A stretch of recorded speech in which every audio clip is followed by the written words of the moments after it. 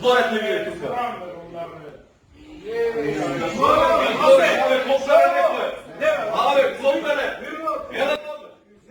Од вербална расправа до физичка пресметка, седницата на Советот на општина Кочани беше прекината откако советникот Акија Киов од партијата за демократски просперитет на ромите и Васе Алексов од ВМРО-ДПМНЕ влегоа во вербална расправа. Откако одговорница се разменуваа навреди, Акимов се обиде и физички да се пресмета со координаторот на ВМРО-ДПМНЕ.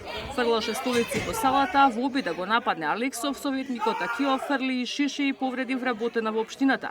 Таа со повреди на главата и лицето била итно пренесена во Штипската болница на испитување. Полицијата интервенирала веднаш, а во моментов се земаат и изјави од сите советници.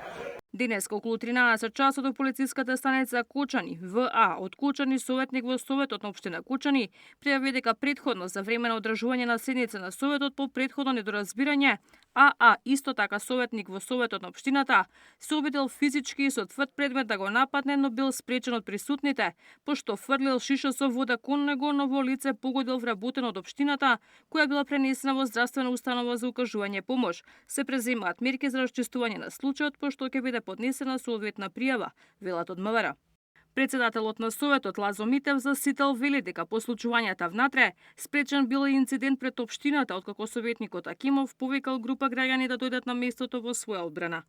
Ова седница беше прекината од моја страна и ќе биде закажена за друг ден.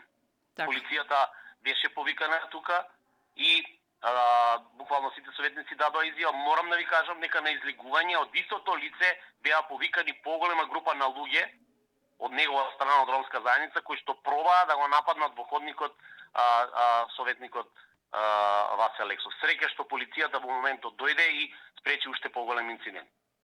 Градоначалникот Крстевски по инцидентот обвини за обструкции и најави дека нема да дозволи партиски игри во Советот.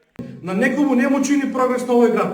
Јас ќе се спротивставам на овие партиски игри и нема да дозволам да поминат. Во интерес на кочанчани ви ветувам дека следниот период ќе работам уште попосветено. Од владеачката ВМРО-ДПМНЕ го осудија инцидентот во Кочанскиот совет.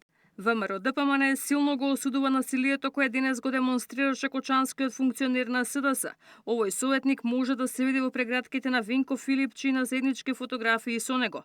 Бараме СДС и Венко Филипче да се оградат од неговото однесување и истиот да си поднесе оставка од член на Советот на Кочани. Ова е срамно и дрско однесување, велат од партијата. И СДСМ го осудува насилството во Советот, се оградија од Акиов и вела дека не е нивен член. Социјалдемократскиот сојуз на Македонија најостро го осудува насилството што се случи на седницата на Советот на општина Кочани. СДСМ целосно се оградува од постапките на советникот што го предизвика денешниот инцидент. Потенцираме дека не станува збор за наш член, туку коалициски партнер. Очекуваме надлежните институции целосно да го расчистат случајот и да утврдат одговорност кај сите инволвирани. На седницата советниците дебатираа за рушење на дивоградбите и за состојбата во Кочани по трагедијата во дискотеката Пулс. Ивана Соколовиќ најдова, Сител телевизија.